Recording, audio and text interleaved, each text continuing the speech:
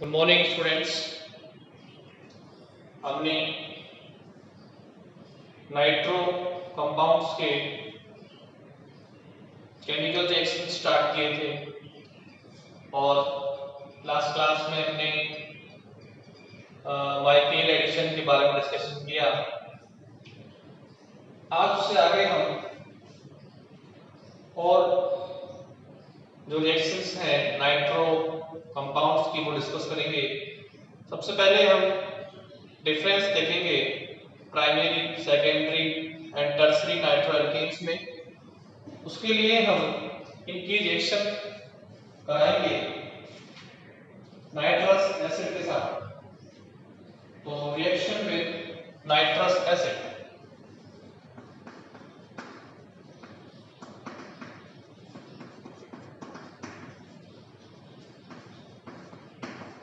Reaction with nitrous acid.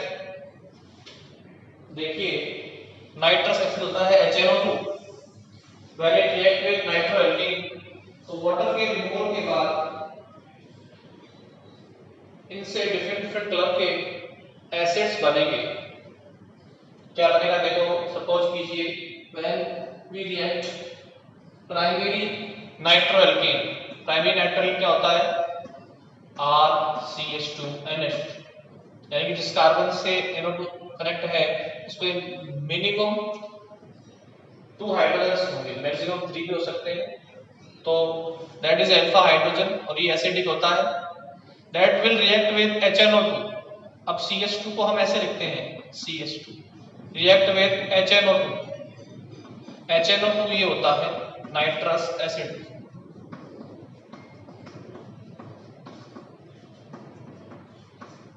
तो यहां से अब OH डबल बॉन्ड O ऐसे लिखो, ठीक है।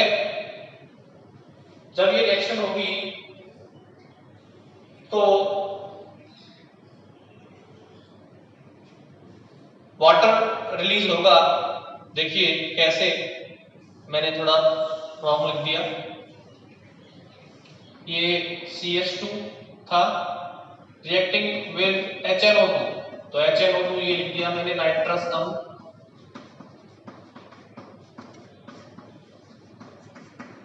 तो यहां से ये वाटर रिलीज होगा इस तरीके से, और ये C double bond and OH nitrolic acid हमें मिल जाएगा। ये क्या है? 1 degree nitro alkene. When it react with HNO2, यहां से वाटर रिलीज होगा और हमें मिल जाएगा RC double bond and OH NO2 nitrolic acid.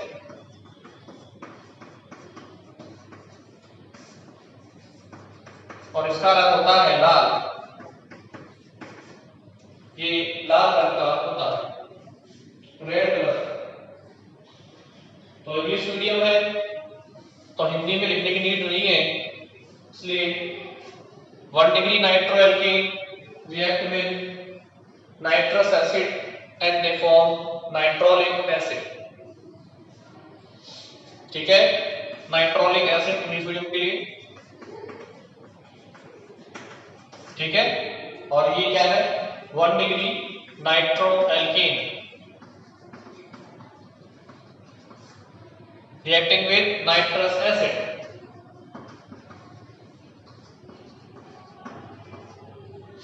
Clear?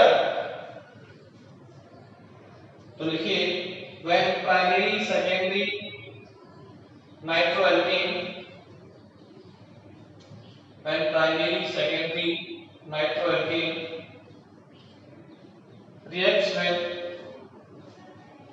reacts with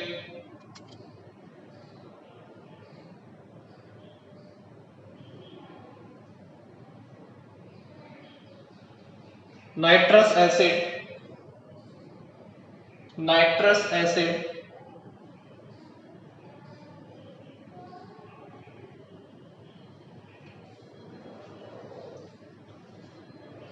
nitrolic acid, nitrolic acid and pseudo nitrile is obtained. Nitric acid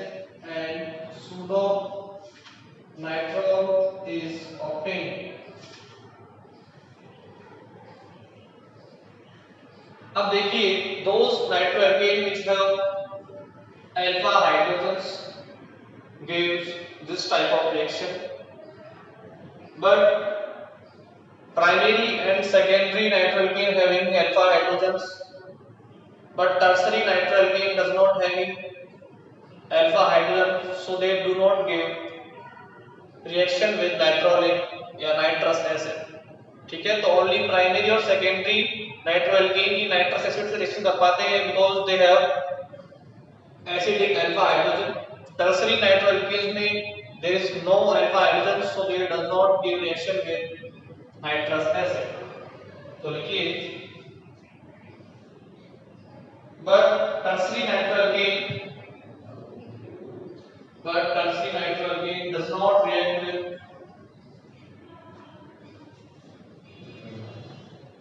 does not react with nitrous acid.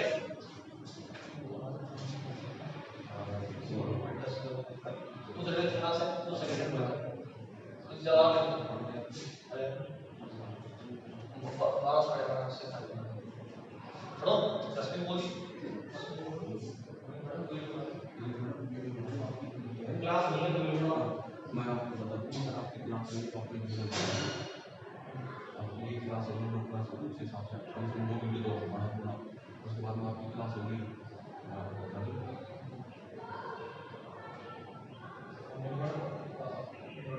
Theory कर सकते हैं कैसे बात करेंगे बस कहते हैं कि बड़ा पुलिस जाए जो आज कहते हैं कुछ ज़्यादा थोड़ा ऊंचा कहते हैं.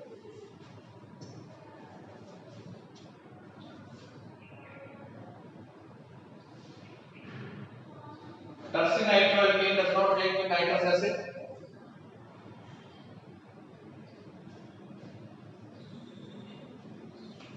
अब देखिए हमने एक रिएक्शन देखी सेपरेशन की प्राइमरी सेकेंडरी और टर्सरी अल्कोहल्स में विक्टर मेयर मेथड.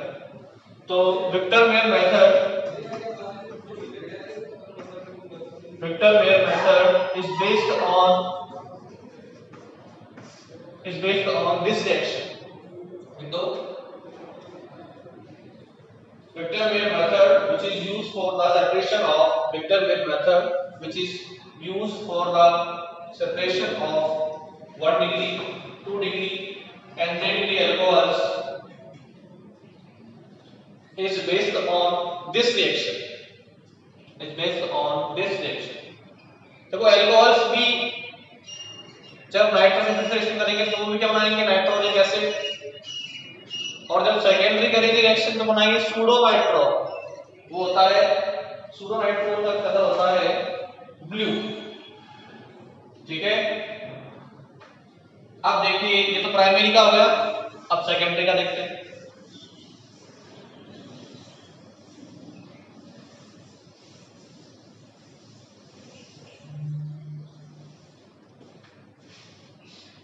सेकेंडरी का देखो, ये सेकेंडरी नाइट्रोएल्केन है. When it react with 2 degree nitroalkane, when it react with HNO2 nitrous acid, तो क्या होगा, यहां से वाटर रिमूव होगा,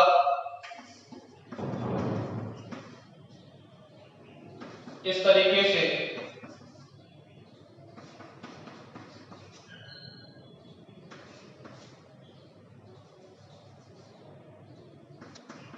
और ये सूडो नाइट्रोल बन जाएगा.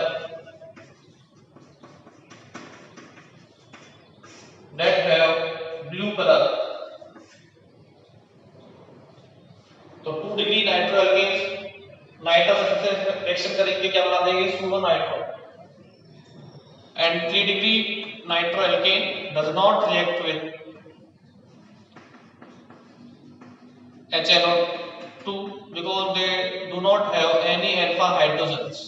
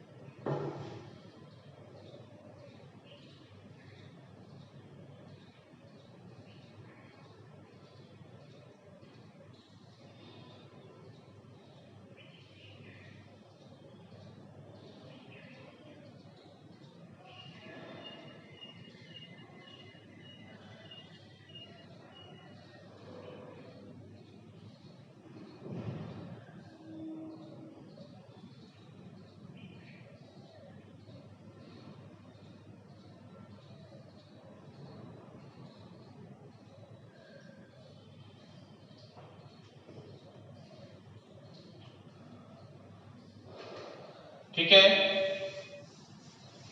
अब देखिए टर्सरी नाइट्रोएल्कीन बनाएंगे। Tertiary nitroalkene we does not have any alpha hydrogens. तो देखो ये टर्सरी नाइट्रोएल्कीन है, इसमें कोई भी अल्फा हाइड्रोजन नहीं है। That will not give reaction with nitrous acid. तो फिर HNO2 के साथ की कोई रिएक्शन शो नहीं करेगा, because it does not have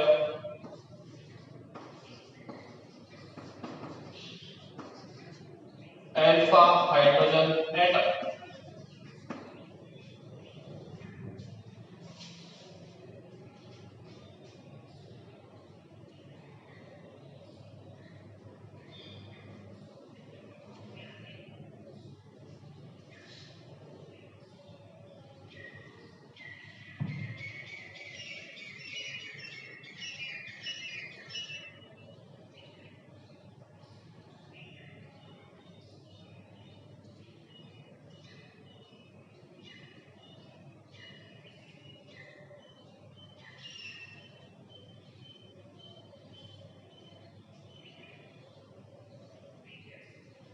अब देखो हम कराएंगे इनका रिडक्शन।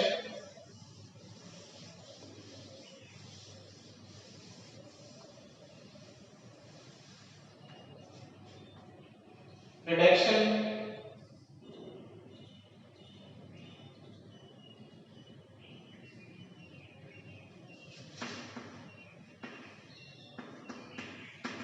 देखो नाइट्रोएल्कीन का रिडक्शन होता है मेटल की प्रेजेंस में। डिफरेंट डिफरेंट रिड्यूसिंग एजेंट्स की प्रेजेंस में इनसे डिफरेंट डिफरेंट प्रोडक्ट मिलते हैं। अगर हमने रिड्यूसिंग एजेंट का नेचर चेंज कर दिया तो प्रोडक्ट का नेचर भी चेंज हो जाएगा। यानी कि प्रोडक्ट डिपेंड करता है नाइट्रोएल्कीन का रिडक्शन डिपेंड करता है रिड्यूसिंग एजेंट की नेचर। देखिए मेटल और एसिड की प्रेजेंस में, मेटल और एसिड की प्रेजेंस में जैसे या फिर LiAlH4 की प्रेजेंस में मेटल प्लस एसिड की प्रेजेंस में जब भी नाइट्रोएल्कीन का रिडक्शन होगा, नाइट्रोएल्कीन का रिडक्शन होगा तो हमें 1 डिग्री Me मिलेगी। क्या मिलेगी? 1 डिग्री Me। मेटल और एसिड की प्रेजेंस में LiAlH4 की प्रेजेंस में जब भी नाइट्रोएल्कीन रिडक्शन होगा तो क्या मिलेगी? 1 डिग्री Me। अगर हम थोड़ा न्यूट्रल मीडियम ले लें एसिडिक की जगह और metal with NH4Cl neutral medium ले लें एसिडिक की जगह तो हमें हाइड्रोक्सिल एमीन का फॉर्मेशन होगा। यानी कि ये NO2 ग्रुप RNHOH में कन्वर्ट हो जाएगा, हमें मिलेगी हाइड्रोक्सिल एमीन। देखो कैसे होता है रिडक्शन में, तो बताया था आपको इस तरीके से ये नाइट्रोएल्केन है। जब भी रिडक्शन होगा इसका तो देखो पहले 1 मॉलिक्यूल से कराएंगे तो यहां से ये वाटर बाहर निकलेगा और ये बन जाएगा नाइट्रोसो एल्केन। फिर इस नाइट्रोस एल्केन का फिर रिडक्शन होगा, एडिशन रिएक्शन होगी, एक एच इधर ये बन जाएंगे हाइड्रोक्सिल एमीन। फिर इनके फर्दर रिडक्शन से क्या होगा, वाटर बाहर हो जाएगा और बन जाएगा एमीन। तो कंप्लीट रिडक्शन से नाइट्रोएल्केन के कंप्लीट रिडक्शन से क्या बन जाता है? एमीन बन जाता है। लेकिन ये कब बनेगा? स्ट्रॉन्ग रिड्यूसिंग एजेंट होगा। इसके लिए अभी कितने एच चाहिए? 2 और 2 4 में 2 लेंगे तो क्या बनेगा? नाइट्रोसोएल्केन। फिर 2 लेंगे इसका कराएंगे रिडक्शन कितना बन जाएगा? क्या बन जाएगा? Hydroxyl amine. फिर 2 लेंगे तो क्या बन जाएगा? 1 डिग्री। टोटली 2 4 6 एच काम में आएंगे।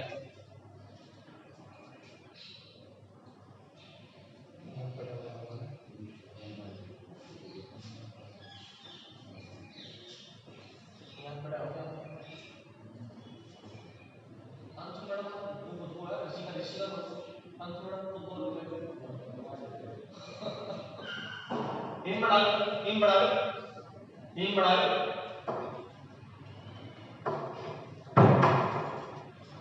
2 4 6 हाइड्रोजन यूज आएंगे रिडक्शन में, कंप्लीट रिडक्शन में नाइट्रो एल्केन की वजह से बन जाएगा 1 डिग्री एमजी। अगर हम 4H लेंगे तो बन जाएगा हाइड्रोक्सिल एमीन। ठीक है, तो लिखिए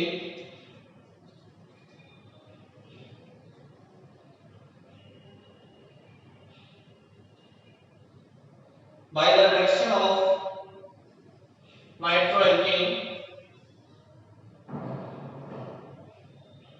by the reduction of nitroalkane we get different product, we get different product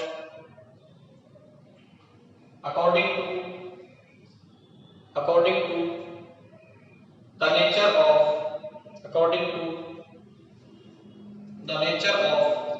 reducing agent। अगर आपने एसिडिक मीडियम लिया है, मेटल लिया है तो बनेगा कंप्लीट रिडक्शन हो जाएगा नाइट्रोएल्केन का 1 डिग्री में। अगर आपने न्यूट्रल मीडियम लिया है तो ये हाइड्रोक्सिल एमीन में कन्वर्ट हो जाएगा। नोट कर लीजिए रिएक्शन।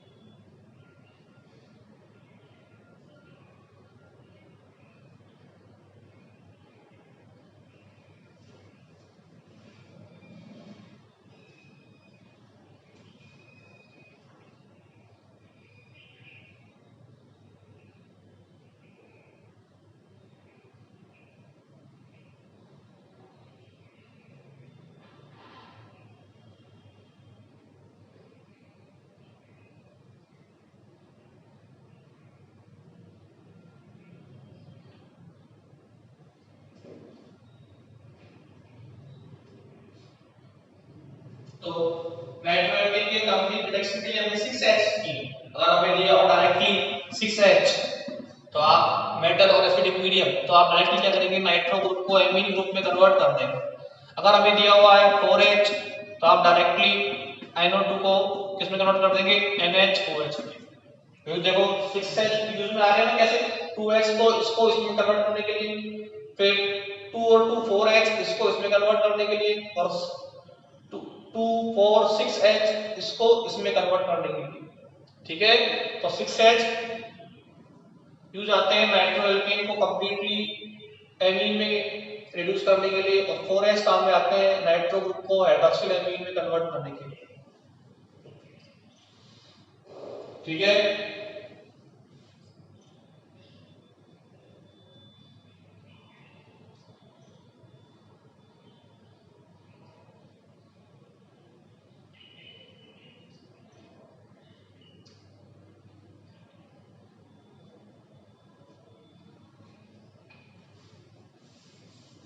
अब देखिए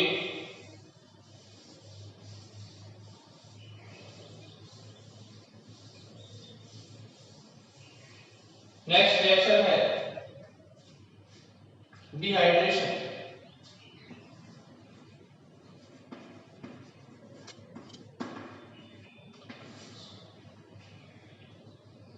डिहाइड्रेशन में क्या होगा, देखिए AC nitro compound easily dehydrate हो जाएंगे और एक एक्सप्लोसिव नेचर का एक सब्सटेंस, एक प्रोडक्ट का फॉर्मेशन करेंगे। ठीक है, तो एसी नाइट्रो एल्केन बनाते हैं पहले, C double bond NH OH, that is AC nitro alkene, O minus N positive, AC nitro alkene. इस AC नाइट्रो एल्केन का जब डिहाइड्रेशन होगा तो इस तरीके से होगा, यहाँ से वाटर रिलीज होगा और हमें ये कंपाउंड मिलेगा R C triple bond N O minus N plus. That is explosive in nature. ये कैसा होता है? एक्सप्लोसिव होता है। नाइट्रोमेथेन को हम कभी भी बेस के प्रेजेंस में नहीं रखते, क्योंकि बेस के कांटेक्ट में आते ही वो एक्सप्लोसिव सब्सटेंस का फॉर्मेशन करेगा। तो नाइट्रोमेथेन जो होता है इज एक्सप्लोसिव इन नेचर।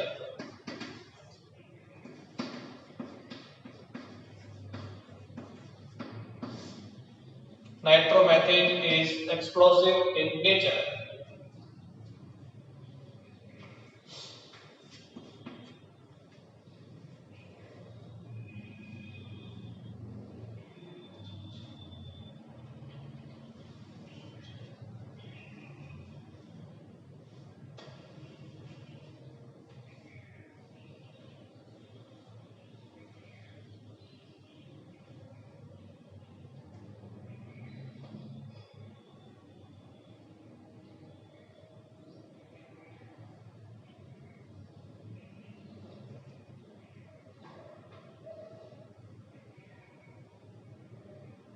तो कभी भी हम इसको बेस के कांटेक्ट में नहीं रखते। ये एक्सप्लोसिव नेचर का होता है नाइट्रोमेथेन, ध्यान रखना। और इनके डिहाइड्रेशन से हमें एक्सप्लोसिव का फॉर्मेशन होता है।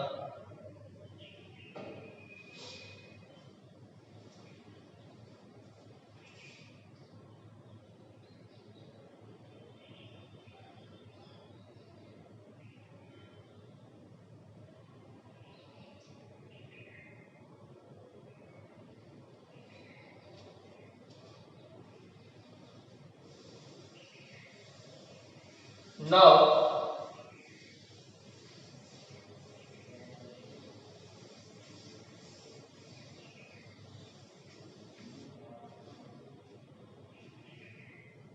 we go for chemical reactions of nitroarenes. Next topic is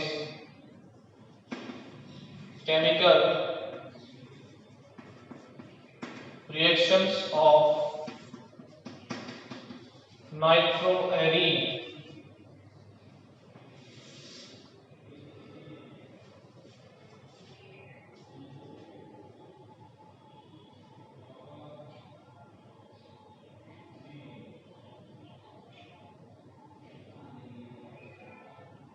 देखिए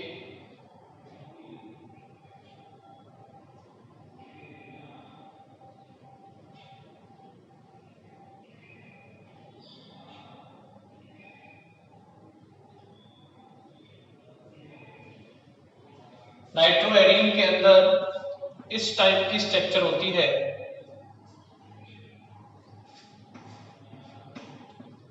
ये nitro connecting with benzene ring. अब आपको पता है कि NO2 ग्रुप का जो नेचर होता है वो होता है -I इलेक्ट्रॉन विथड्रॉइंग और -M यानी कि डीएक्टिवेटिंग। इसमें -I और -M इफेक्ट पाए जाते हैं NO2 ग्रुप में। ये क्या करता है? रिंग से इलेक्ट्रॉन को विथड्रॉ करता है, जिससे क्या होगा? रिंग में इलेक्ट्रॉन डेंसिटी कम हो जाएगी। जब रिंग में इलेक्ट्रॉन डेंसिटी कम हो जाएगी तो वो रिंग एक इलेक्ट्रोफिलिक सेंटर हो जाएगा, और जो इलेक्ट्रोफिलिक सेंटर होता है उस पे कौन अटैक करता है? कोई भी न्यूक्लियोफाइल। तो ये क्या देंगे?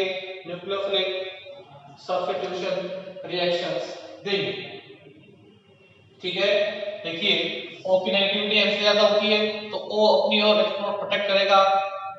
अब N कहां से करेगा? N फिर यहां से रिंग से इलेक्ट्रॉन विथड्रॉ करेगा, जिससे क्या होगा? रेजोनेटिंग स्ट्रक्चर्स बनेगी इस तरीके की। O पे माइनस, यहाँ डबल बॉन्ड इस तरीके से, यहाँ आ जाएगा पॉजिटिव चार्ज, यहाँ डबल बॉन्ड, यहाँ डबल बॉन्ड। अब देखो ऑप्टो पे क्या आएगा? पॉजिटिव चार्ज से रिंग की इलेक्ट्रॉन की डेफिशिएंसी होगी। ठीक है, ऐसे देखो रेजोनेंस होगा, फिर इलेक्ट्रॉन यहां से यहां मूव करेंगे। O पे नेगेटिव, ये O, फिर डबल बॉन्ड, इस तरीके से, फिर double bond, positive charge, free electron यहाँ से यहाँ मूव करेंगे। तो रेगुलरली क्या होगा, पॉजिटिव चार्ज का मूवमेंट होगा डिफरेंट डिफरेंट पोजीशंस पे। तो देखिए नाइट्रो की वजह से ऑर्थो पोजीशन, पैरा पोजीशन दोनों क्या है कि इलेक्ट्रॉन डेफिशिएंट सेंटर है। तो ये nitro benzene, nitro compound, nitro arene जो है ऑर्थो और पैरा पोजीशंस पे क्या देंगे, न्यूक्लियोफिलिक सब्स्टिट्यूशन रिएक्शंस देंगे, बिकॉज़ न्यूक्लियोफाइल का अटैच होता है जहां पे इलेक्ट्रॉन की डेफिशिएंसी हो। और देखो मेटा पोजीशन पे कोई पॉजिटिव चार्ज नहीं है, तो